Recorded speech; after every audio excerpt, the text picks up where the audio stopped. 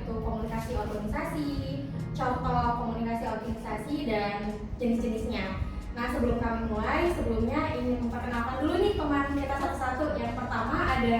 Perkenalkan, saya Asep Hidayat. Saya Ridwi Santoso. Saya Valencia. Saya Mega. Saya Lydia. Saya Dinda. Untuk yang pertama, saya akan menjelaskan tentang pengertian apa itu komunikasi organisasi.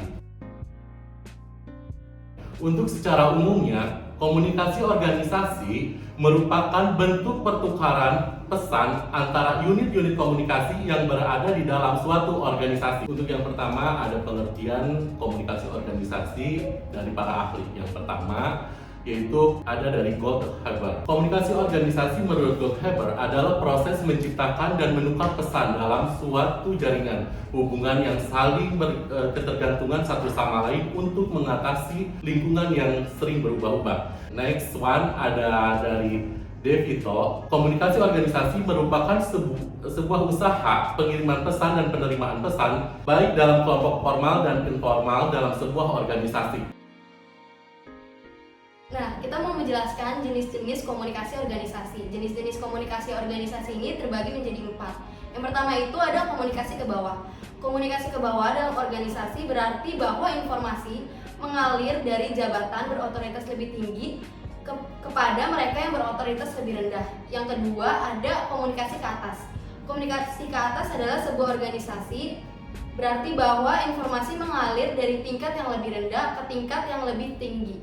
Lalu yang ketiga ada komunikasi horizontal. Komunikasi horizontal merupakan arah komunikasi dalam bentuk mendatar, di mana komunikasi dilakukan oleh 2 orang atau lebih yang memiliki level yang sama. Lalu yang keempat ada komunikasi lintas saluran. Dalam kebanyakan organisasi muncul keinginan pegawai untuk berbagi informasi melewati batas-batas fungsional dengan individu yang tidak menduduki posisi ataupun atasan maupun bawahan mereka. Contoh dari komunikasi lintas saluran adalah bagian-bagian seperti teknik, penelitian, akunting dalam memberikan nasihat kepada manajer mengenai pekerjaan pegawai di semua bagian organisasi.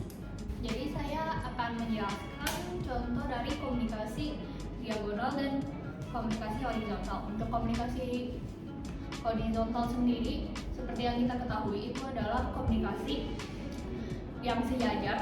Sebagai contoh, komunikasi antar staf ekspor. Di sini saya memakai contoh dari perusahaan saya, yaitu perusahaan yang bergerak di bidang ekspor impor sesama staf ekspor. Kita kan melakukan komunikasi. Nah, itulah komunikasi horizontal. Di komunikasinya ngapain aja? Ya, menyelesaikan masalah berkaitan dengan pekerjaan kita. Seperti itu. Dan selanjutnya contoh komunikasi diagonal atau lintas divisi. Untuk contoh komunikasi lintas divisi ini, contohnya saya mengambil contoh dari klien saya PT Arwana Nuansa Keramik. Jadi mereka sebelum melakukan kegiatan impor, procurement department akan mengecek ke bagian user atau ke bagian gudang apakah barang ini bisa diambil. Jadi mereka melakukan komunikasi diagonal untuk mendukung berjalannya produksi dengan baik. Seperti itu.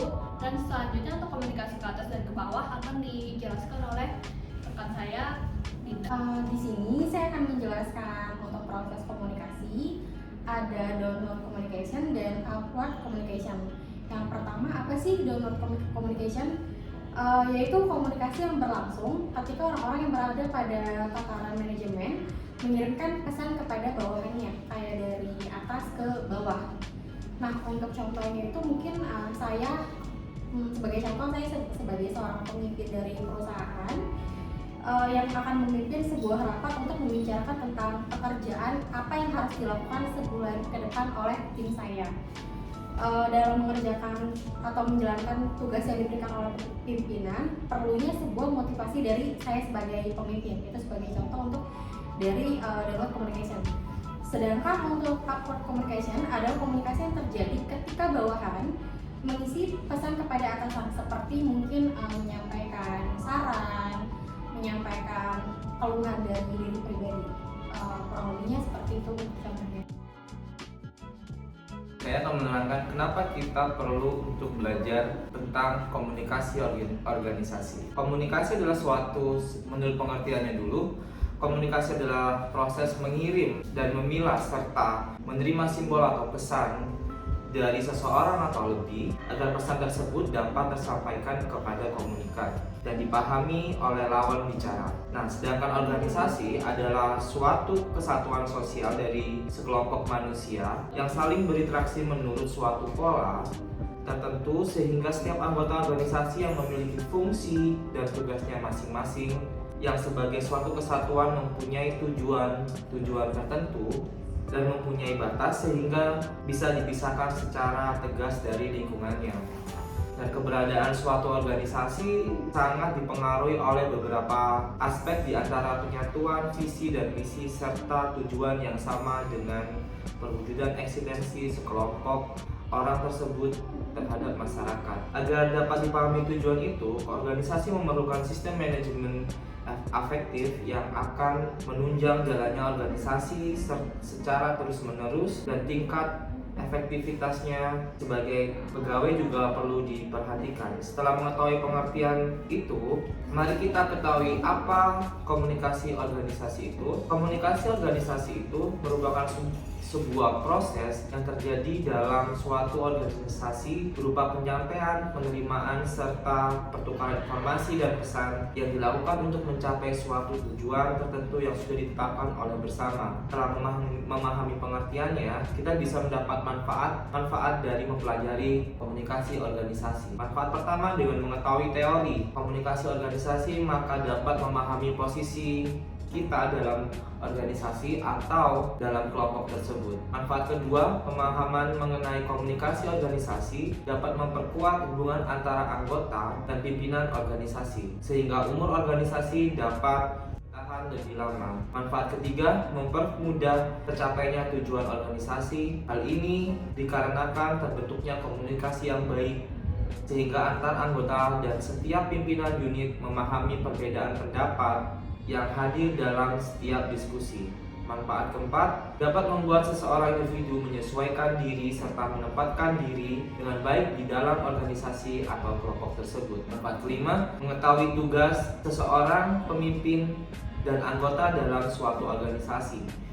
Komunikasi organisasi dapat membuat kita secara sadar akan tugas-tugas sebagai pemimpin maupun organisasi di Maksud saya, komunikasi organisasi dapat membuat kita sebagai